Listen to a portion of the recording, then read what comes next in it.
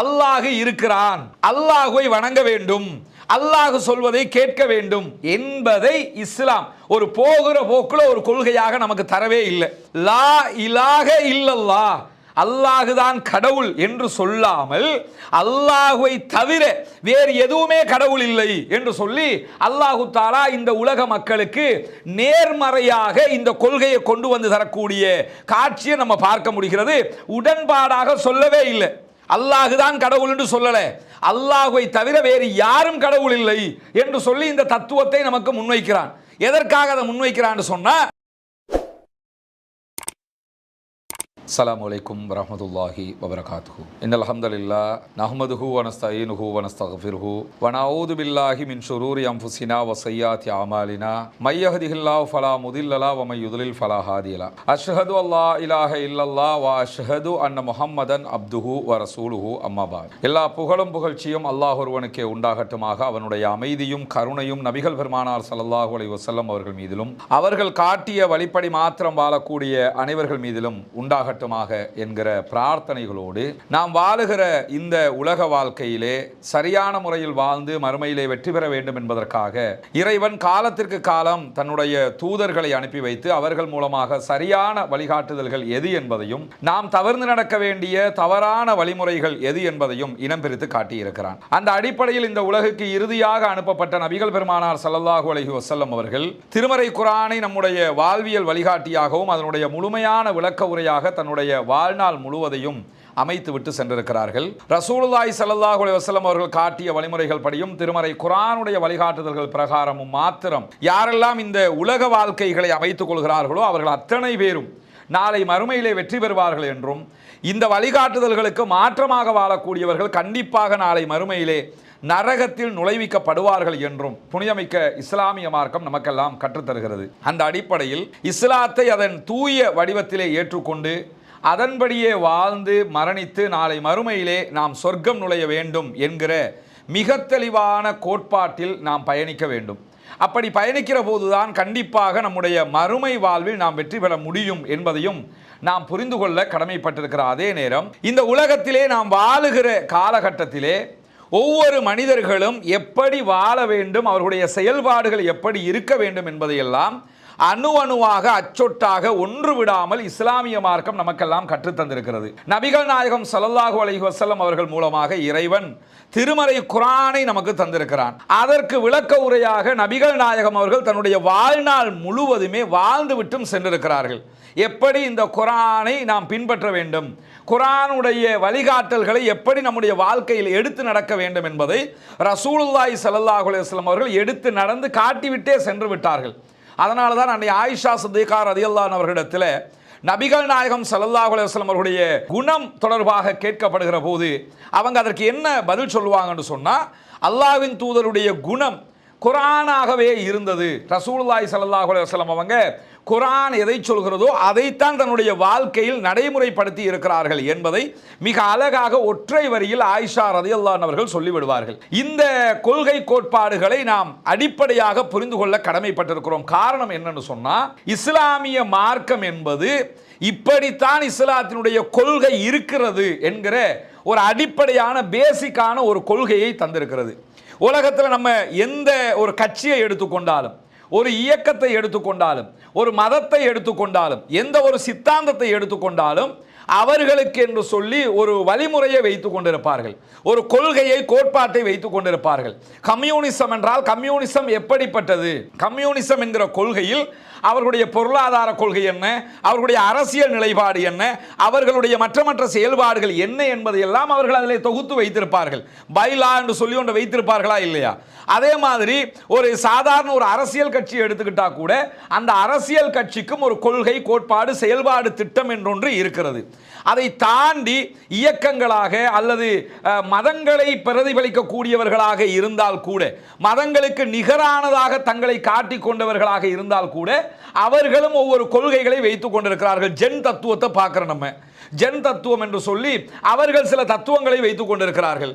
ரஜினீஷினுடைய கொள்கை கோட்பாடுகள் என்று சொல்லி ரஜினீஷ் இதையெல்லாம் சொல்லி இருக்கிறார், நாங்கள் எனவே அந்த அவருடைய வழியில் போகிறோம் என்று சொல்லி அவங்க சில கொள்கை கோட்பாடுகளை வைத்துக் கொண்டிருப்பதை நம்ம பார்க்க முடியும். இப்படி உலகத்தில் எந்த ஒரு சித்தாந்தம் முன்வைக்கப்பட்டாலும், எந்த ஒரு கட்சி, எந்த ஒரு இயக்கம், எந்த ஒரு கொள்கையாக இருந்தாலும் அவர்கள் தங்களுடைய செயல்பாடு எப்படி இருக்க போகிறது, எங்களுடைய நிலைப்பாடு என்ன என்பதை ஒரு கொள்கையாக கோட்பாடாக முன்வைத்திருக்கிறார்கள். இந்த அடிப்படையில் பார்த்தீங்கன்னு சொன்னா இஸ்லாமிய மார்க்கத்தை பொறுத்தவரையில் இஸ்லாமிய மார்க்கம் தன்னுடைய கொள்கைகளையும் கோட்பாடுகளையும் பக்கம் பக்கமாக விலாவாரியாக விளக்கமாக சொல்வதற்கு முன்பதாக ஒற்றை வரியிலே மிக அழகாக சொல்லிவிட்டது. எந்த ஒரு அரசியல் கட்சியோ எந்த ஒரு ஆன்மீக தலைமைகளோ வேறு எந்த விதமான சித்தாந்தங்களோ சொல்லாத ஒற்றை வரி கொள்கையை இஸ்லாம் மாத்திரம்தான் சொல்கிறது. லா இலாஹ இல்லல்லாஹ் முஹம்மதுன் ரசூலுல்லாஹ், அல்லாஹுவை தவிர வேறு எந்த கடவுள்களும் கிடையாது, முஹம்மது நபி அவர்கள் இறைவனுடைய இறுதி இறை தூதராக இருக்கிறார்கள். இதுதான் இஸ்லாத்தினுடைய ஃபண்டமெண்டலிசம், அடிப்படை கொள்கையாக இருக்கிறது. இந்த கொள்கையை யார் ஏற்றுக்கொள்கிறார்களோ அவர்கள் முஸ்லிம்கள், யார் மறுக்கிறார்களோ அவர்கள் முஸ்லிம் அல்லாதவர்கள். இவ்வளவுதான் இதனுடைய கொள்கை கோட்பாடாக அடிப்படை தத்துவமாக இருக்கிறது. எதற்காக இஸ்லாம் இப்படியான ஒரு கொள்கையை தருகிறது? இஸ்லாத்தினுடைய இந்த கொள்கையை நாம் ஏன் புரிந்து கொள்ள வேண்டும் என்று சொன்னால், இன்னைக்கு நம்ம பார்க்கிறோம் இஸ்லாம் என்றால் என்ன என்று உலகம் முழுவதும் தேடக்கூடிய மக்களை நம்ம அவதானிக்க முடிகிறது. இஸ்லாத்தினுடைய கொள்கைகளை படிக்க ஆர்வப்படுகிற மக்களை நம்ம பார்க்கிறோம். இஸ்லாத்தினுடைய அடிப்படை தத்துவங்களை புரிந்து கொள்வதற்காக தேடல்களில் ஈடுபட்டிருக்கக்கூடிய லட்சக்கணக்கான மக்களை நம்ம பார்க்கிறோம். அவர்களுக்கு இந்த கொள்கை மிக தெளிவாக போய் சேர வேண்டும் என்றால் அதை அவர்களுக்கு மத்தியிலே நாம் கொண்டு போய் சேர்க்க வேண்டும். அந்த அடிப்படையில் தான் இஸ்லாம் இந்த கொள்கையை நமக்கு கற்றுத்தருகிறது. அதிலும் குறிப்பாக இந்த கொள்கை என்பது முகமது நபி அவர்கள் மாத்திரம் இந்த உலகத்தில் சொன்ன கொள்கையும் அல்ல என்பதை நம்ம புரிஞ்சுக்கிறோம். ஏன் புரிஞ்சுக்கிறனே? முகமது நபிக்கு முன்பதாக வந்த எல்லா நபிமார்களும் இந்த கொள்கையை தான் சொல்லி இருக்கிறார்கள். மூசா நபி அவர்கள் லா இலாஹ இல்லல்லாஹ்வை தான் பிரச்சாரம் செய்தார்கள். நூஹ் அலைஹிஸ்ஸலாம் அவர்கள் லா இலாஹ இல்லல்லாஹ்வை தான் பிரச்சாரம் செய்தார்கள். ஆதம் நபி வரைக்கும் அத்தனை பேருமே இந்த கொள்கையை தான் பிரச்சாரம் செய்திருக்கிறார்கள். முதல் மனிதர் ஆதம் இருக்கிறாரா இல்லையா? இந்த முதல் மனிதர் ஆதம் லா இலாஹ இல்லல்லாஹ் என்பதைத்தான் பிரச்சாரம் செய்தார். கடைசியாக வந்த முஹம்மது நபி ஸல்லல்லாஹு அலைஹி வஸல்லம் அவர்கள் லா இலாஹ இல்லல்லாஹ் என்பதைத்தான் பிரச்சாரம் செய்தார்கள். எனவே இஸ்லாத்தினுடைய கொள்கை எக்காலத்திலும் மாற்றத்திற்கு உள்ளான ஒரு கொள்கை அல்ல. ஆரம்பம் முதல் அல்லாஹ் எப்ப இந்த உலகத்தை படைச்சு இந்த உலகத்தில் ஆதம் என்கிற முதல் மனிதனை எப்ப உருவாக்கினானோ அன்றிலிருந்து இன்று வரைக்கும் இதுதான் மனிதர்களுக்கான நேரிய வழிகாட்டல் என்று சொல்லி அல்லாஹு தஆலா இந்த கொள்கையை கொடுத்திருக்கிறான். இஸ்லாத்தினுடைய அடிப்படை தத்துவத்தை பொறுத்தவரையில் அல்லாஹ் இருக்கிறான், அல்லாஹுவை வணங்க வேண்டும், அல்லாஹ் சொல்வதை கேட்க வேண்டும் என்பதை இஸ்லாம் ஒரு போகிற போக்குல ஒரு கொள்கையாக நமக்கு தரவே இல்லை. எப்படியான கொள்கையாக தருகிறது என்று சொன்னால் அடிப்படையை புரிந்து கொள்ளுகிற மிக தெளிவான ஒரு கொள்கையாகத்தான் இஸ்லாம் தன்னுடைய கொள்கையை தருகிறது. எப்படி தருகிறது? அல்லாஹ் தான் கடவுள் என்று சொல்லிவிட்டால் முடிஞ்சு போச்சா இல்லையா? அல்லாஹ் தான் கடவுள், அல்லாஹ்வை தொழுங்க, அல்லாஹ்க்காக நோன்பு பிடிங்க, அல்லாஹ்க்காக சகாத்து கொடுங்க, அல்லாஹ்க்காக நல்லமல் செய்யுங்க, முடிஞ்சு போயிருமா இல்லையா?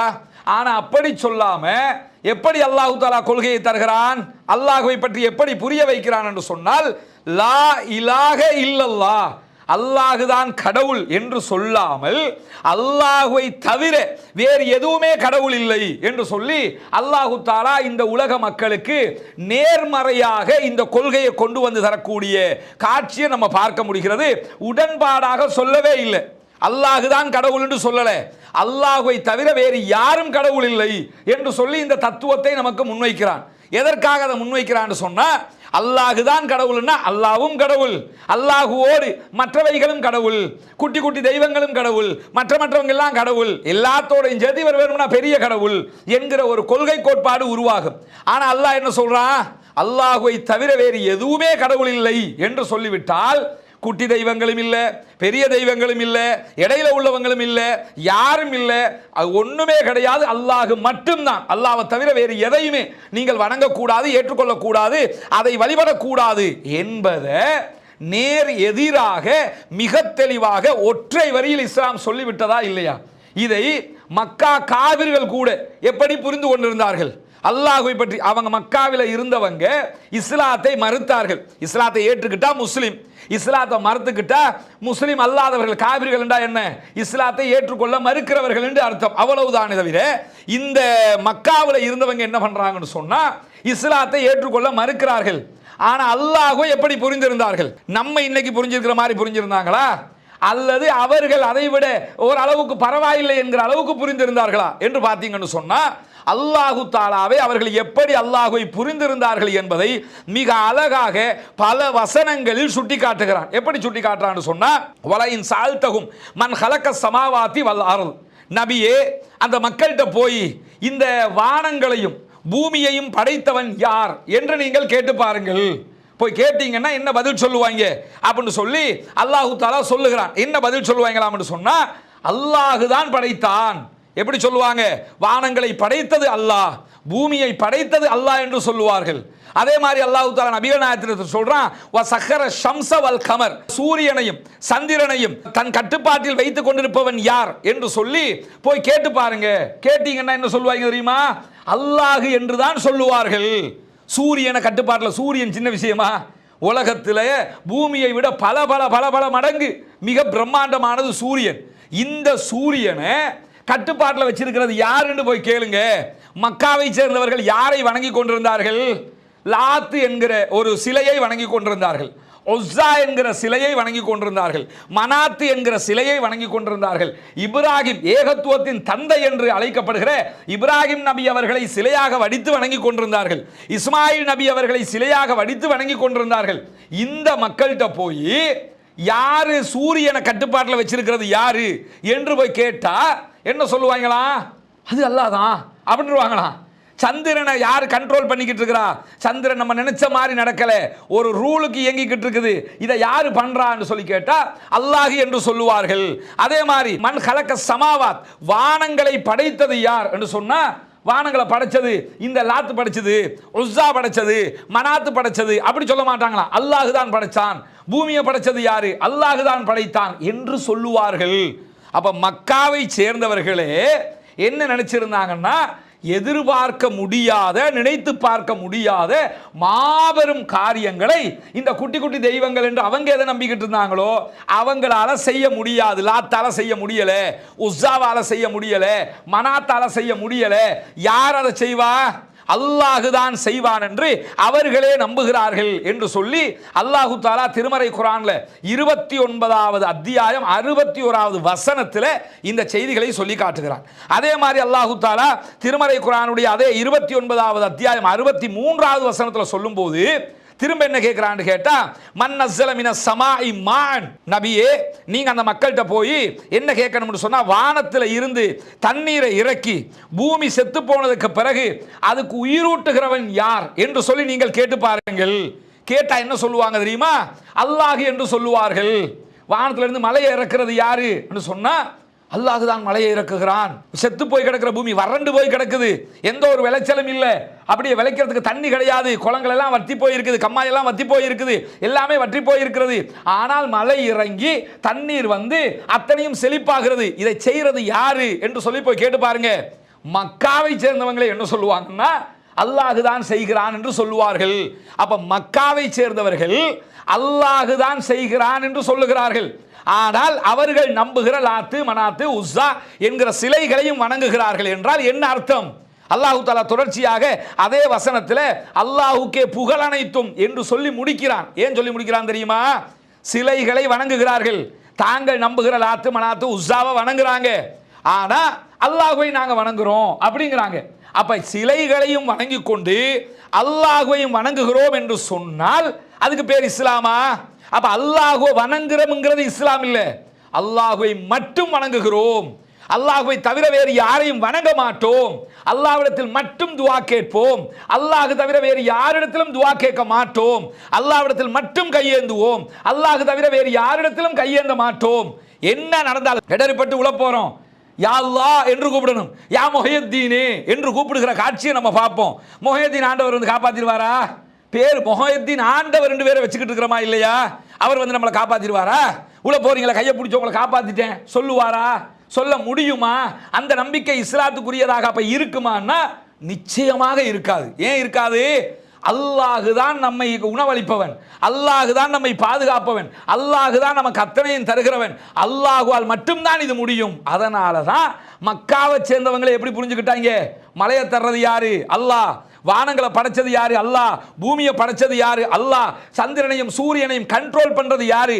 அல்லாஹ் என்று சொல்லி மிக தெளிவாக இந்த பிரம்மாண்டங்களை எல்லாம் புரிந்து வைத்திருந்தார்களா இல்லையா? அதை தாண்டி அல்லாஹு தாலா திருமறை குர்ஆன்ல 23வது அத்தியாயம் 84வது வசனத்தில் இன்னொரு செய்தியை சொல்றான். என்ன செய்தியை சொல்றான்? பூமியும் அதுல இருக்கக்கூடியவங்களும் யாருக்கு சொந்தம் என்று சொல்லி நீங்க அறிஞ்சீங்கன்னு சொல்லி சொன்னா பதில் சொல்லுங்க அப்படின்னு மக்கா காபிர்கிட்ட போய் கேளுங்க அப்படிங்கிறான் அல்லாஹ்.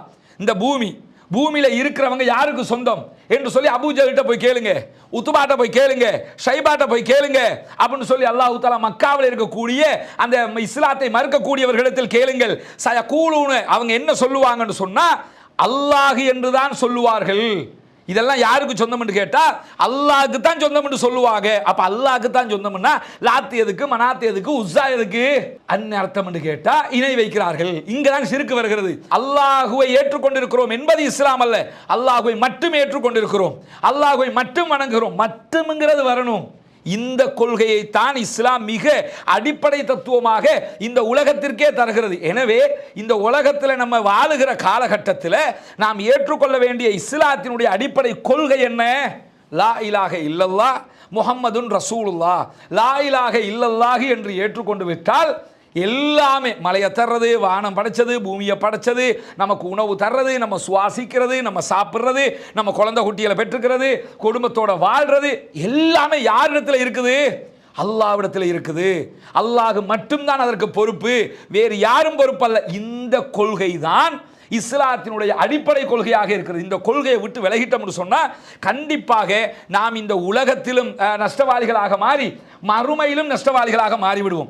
எவ்வளவு தத்துவார்த்தமான, மனதுக்கு இதமான, உள்ளம் ஏற்றுக்கொள்ளக்கூடிய ஒரு அறிவுபூர்வமான தத்துவ கொள்கை இந்த இஸ்லாத்தினுடைய கொள்கை என்பதை நம்ம தொடர்ந்து அடுத்தடுத்த ஜுமாக்கள்ல பார்க்கிற போது உங்களுக்கு தெளிவாக தெரிஞ்சிடும். இப்படியான ஒரு கொள்கையை நம்ம ஏற்றுக்கிட்டு இருக்கிறோம், இப்படியான ஒரு வேதத்தையா நம்ம புரிஞ்சு வச்சிருக்கிறோம், இப்படியான ஒரு அழகான தத்துவத்தையா இறைவன் நமக்கு தந்திருக்கிறான் என்பதை நாம புரிஞ்சு கொள்ளுகிற போது கண்டிப்பாக என்ன செய்யலாம்னா இந்த உலகத்திலும் வெற்றி பெற்று நாளை மறுமையிலும் வெற்றி பெற்று விடலாம். எனவே இஸ்லாம் கற்றுத்தருகிற இந்த ஏகத்துவ கொள்கைகளை, இந்த அடிப்படையான தத்துவங்களை மிகச்சரியாக புரிந்து கொண்டு இம்மையிலும் மறுமையிலும் வெற்றி பெறுவோமாக. வாஹிர் தஅவானா அல்ஹம்துலில்லாஹி ரப்பில் ஆலமீன்.